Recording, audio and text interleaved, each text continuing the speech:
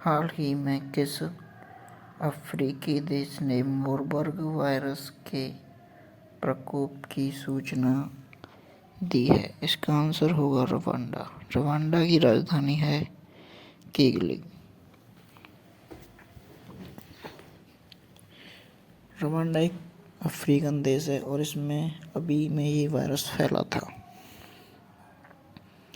हाल ही में रवांडा में Marburg virus के प्रकोप के कारण 6 लोगों की मृत्यु हो गई। मार्बर्ग वायरस रोग एक दुर्लभ लेकिन गंभीर रक्तस्रावी बुखार है जो मनुष्यों और प्राइमेट्स को प्रभावित करता है। एमवीडी का कारण मार्बर्ग वायरस है जो एबोला वायरस के समान है। दोनों ही फ्लोरिडाइन परिवार से संबंधित हैं। इस वायरस की पहली पहचान 1968 में जर्मनी के मार्बर्ग में हुई थी जो संक्रमित हरे बंदरों से जुड़ी थी। अफ्रीकन फल चमगादड़ इस वायरस का भंडारक मेजबान है। Question number 2। सी रॉबिन एक अद्वितीय मछली प्रजाति है जो अपनी चलने की क्षमताओं के लिए जानी जाती है।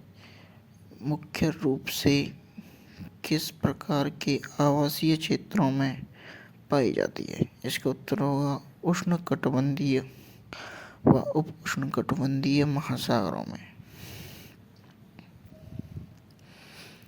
यह मछली अपने पैरों के लिए विश्व प्रसिद्ध है, अर्थात ये अपने पैरों से चल सकती है। इसके पैर पाए जाते हैं। एक अध्ययन ने सी रॉबिन्स की विकासात्मक अनुकूलनाओं का अन्वेषण किया जो अपनी चलने की क्षमताओं के लिए जानी जाती है। ये तल निवासी मछलियाँ जो उष्णकटिबंधीय और उप उष्णकटिबंधीय महासागरों में पाई जाती हैं के पास 6 पैर जैसी संरचनाएं या अंग होते हैं जो उनके पंखों के विस्तार हैं। यह अनुकूलन उन्हें समुद्र के तल पर चलने और छिपे हुए शिकार का स्वाद लेने की अनुमति देता है। अध्ययन में यह भी दर्शाया है। Question number 3।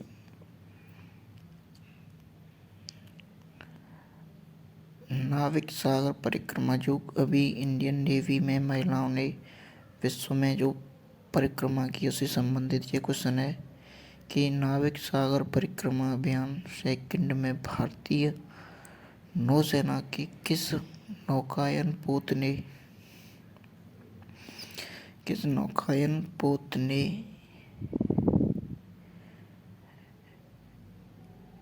भाग लिया था? किस नौकायन का उपयोग किया गया था?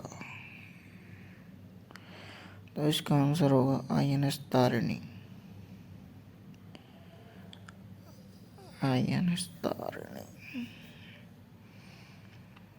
और यह अभियान मुख्यतः या पूर्णतः कह सकते हैं महिलाओं के द्वारा संचालित था। इस अभियान को महिला सशक्तिकरण और समुद्री शक्ति के प्रदर्शन के लिए या उसके समर्थन के लिए किया गया था। INS तारिणी ने नाविक सागर परिक्रमा सेकंड के लिए यात्रा की जिसे 2 अक्टूबर 2024 को मुख्य एडमिरल दिनेश के त्रिपाठी द्वारा ध्वजांकित किया गया। यह भारतीय महिलाओं द्वारा दोहरे हाथ मोड़ में किया गया पहला वैश्विक परिभ्रमण है जो भारत की समुद्र शक्ति और महिला सशक्तिकरण के प्रति प्रतिबद्धता को दर्शाता है। इस चुनौतीपूर्ण यात्रा के लिए कमांडर अभिलाष टॉमी के मार्गदर्शन में 3 से अधिक वर्षों तक प्रशिक्षण लिया। Question number 4। हाल ही में असम के किस राष्ट्रीय उद्यान में 9 कैप्टिव ब्रेड पिग्मी यानी कि 9 सुअरों की प्रजातियों को छोड़ा गया? इसका आंसर है मानस राष्ट्रीय उद्यान, असम। पिग्मी एक विलुप्त होने के कगार पे, मतलब एक सुअर की प्रजाति है जो कि बहुत छोटे होते हैं।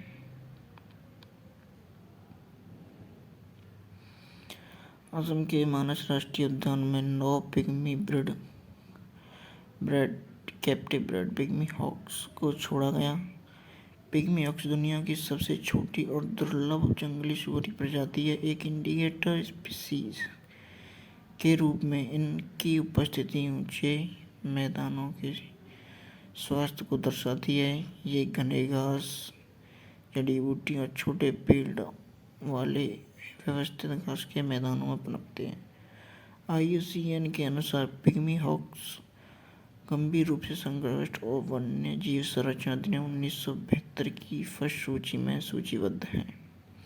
क्वेश्चन नंबर 5, WHO की दक्षिण पूर्व एशिया क्षेत्र समिति के 77वें सदस्य सत्र के अध्यक्ष के रूप में किसे चुना है? आंसर होगा JP नड्डा। JP नड्डा जो कि वर्तमान में भारत के स्वास्थ्य मंत्री हैं, केंद्रीय स्वास्थ्य मंत्री, और BJP सरकार से संबंधित हैं। केंद्रीय स्वास्थ्य मंत्री JP नड्डा को सोमवार को विश्व स्वास्थ्य संगठन की दक्षिण पूर्व एशिया के लिए क्षेत्रीय समिति के 77वें सत्र का अध्यक्ष चुना। यह समिति क्षेत्र में WHO की वार्षिक शासी संस्था है जो पूरे दक्षिण पूर्व एशिया में संगठन की स्वास्थ्य नीतियों को आकार देने में महत्वपूर्ण भूमिका निभाती है। डिजिटल स्वास्थ्य में अग्रणी के रूप में नड्डा ने वैश्विक स्तर पर अपने डिजिटल सार्वजनिक बुनियादी ढांचे को साझा करने के लिए वह भारत के प्रयासों पर जोर दिया जिसमें आयुष्मान भारत डिजिटल मिशन, ई-संजीवनी, एकीकृत स्वास्थ्य मंच और सक्षम जैसे प्लेटफॉर्म शामिल हैं।